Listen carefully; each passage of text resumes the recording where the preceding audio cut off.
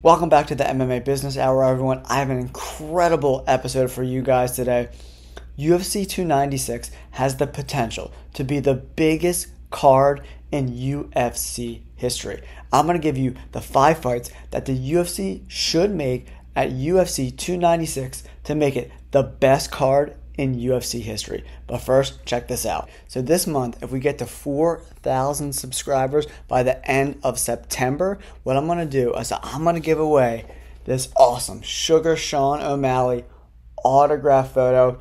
It was signed at an event locally by Sean. It's a really great autograph on a cool picture. And all you have to do is write subscribed in the comments below on this video or any of my videos that come out in September. So if we get to 4,000 subscribers, this photo is going to go out to one lucky fan. Now, back to the video. In the history of the UFC, there has only been one thing that the UFC has never done, and that is to create an ultimate supercard, a card that bangs from top to bottom. And they have the potential to bring the best card in UFC history to UFC fans this December at UFC 296. We're going to have one fight with the biggest star in the entire sport and 4 UFC title fights. Alright, I'm going to break down the best card in UFC history that the UFC has the potential to make this December. Alright, here we go. To open up UFC 296, the ultimate supercard, we have Leon Rocky Edwards versus Colby Covington for the 170 strap.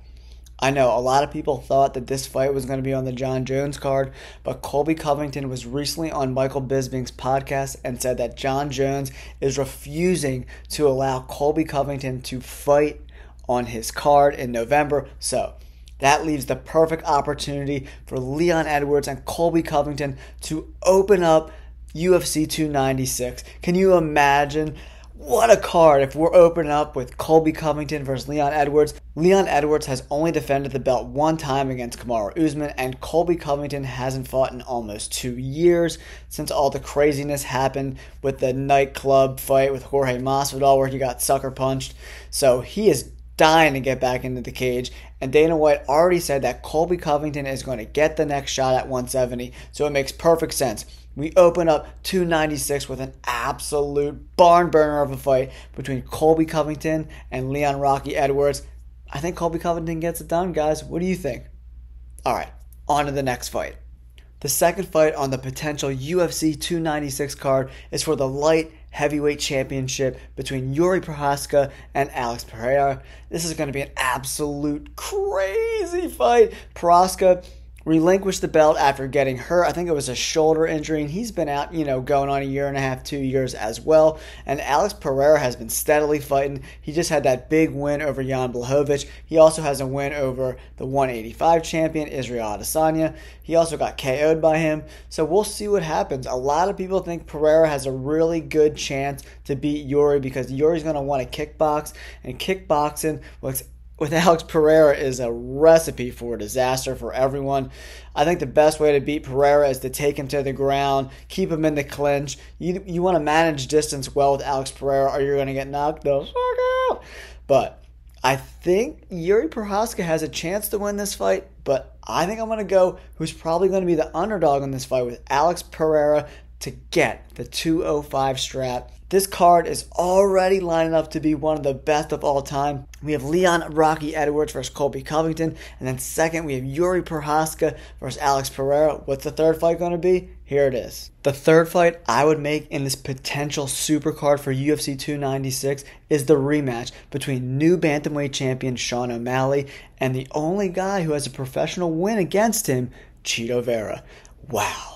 I cannot wait for this. What are the other fights going to be? Man, this card is going to be absolutely insane. A lot of people probably think that this should be the co-main event, but the other fighters probably deserve the co-main and main event slot just a little bit more than a new champion. So that's why I have Cheeto Vera versus Sean O'Malley as the third fight on this supercard. This fight is going to be absolute chaos from the opening bell. Sean O'Malley definitely wants to get that loss back, and Cheeto Vera is now just Sean O'Malley away from being a champion at 135 pounds. Even though he got beat pretty handedly by Corey Sandhagen. I don't think Sandhagen's going to be ready in time for this Supercard, so the fight between Cheeto and Sean O'Malley just makes too much sense not to make, not to mention that fans are going to be clamoring for this fight, so it's going to sell the card with so many pay-per-view buys. This fight alone could headline any other UFC pay-per-view, but with this Supercard, they're coming in at the third fight. The co-main event for the UFC 296 potential Supercard is none other than Alexander the Great Volkanovski versus Ilia Taporia for the featherweight strap. I chose Volkanovski to get into this co-main event slot because he has defended his title 5 different times, and he deserves the co-main event. He might go down as one of the best UFC fighters of all time, and this will be his 6th title defense.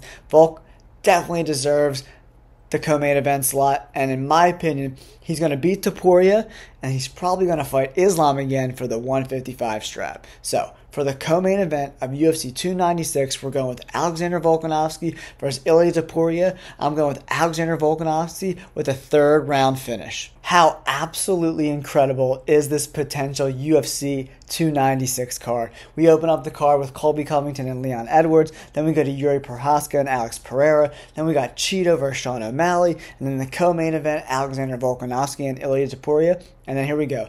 The main event of UFC 296 in December in Las Vegas is Conor McGregor versus Michael Chandler. One of the biggest talking points in the UFC over the past few months has been whether or not Conor McGregor and Michael Chandler are going to fight in December. USADA is playing a big role in this. As we all know, Conor McGregor took some time off to get bigger. We could see that Conor McGregor was probably taking some supplements that, let's just say, enhanced his performance.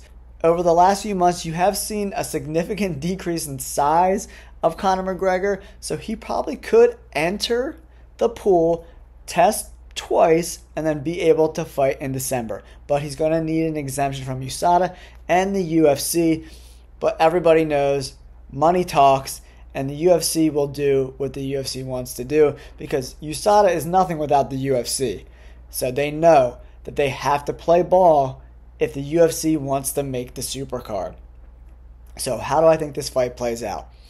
Conor McGregor hasn't fought in 2 years. He's coming off of that broken leg, and I'm really concerned about his wrestling. Michael Chandler has a killer right hand, but he's also a really good wrestler. He was able to take down Dustin Poirier, get top position, and land some good shots on top. Conor McGregor's wrestling is a little underrated, but Conor McGregor is going to have to get away from that stoic boxing stance, get back to that more balanced karate stance that made him so successful in the past, and that will get him the victory. He needs to be a counterpuncher in this fight. He needs to wait for Michael Chandler to unload one of those right hands and bing, the left hand over the top. Michael Chandler says he might wrestle, but we all know when the octagon closes, Chandler comes at his opponents like a bat out of hell and leashes some heavy shots. Like that Dan Hooker fight, he just came out like a bat out of hell and just boom, boom, boom. So if he does that against Conor McGregor, he could find himself being countered and Conor McGregor could get the win. But if he fights smart, he gets Conor McGregor in the clinch, takes him down like Dustin Poirier did, use those leg kicks, he could have a lot of success against Conor McGregor. But I think Conor McGregor, this is a shit or get off the pot kind of fight. So Conor McGregor is going to have to get a knockout in emphatic fashion if he wants to ever get a title shot again at 155 pounds. So what do you guys think of this, pretend, hopefully they do it, UFC 296 Supercard? Are there any fights that you would take off? Any fights that you would add on? Leave those comments in the section below. Don't forget to hit that like button, subscribe to the channel, and we'll catch you guys on the next fight. Peace!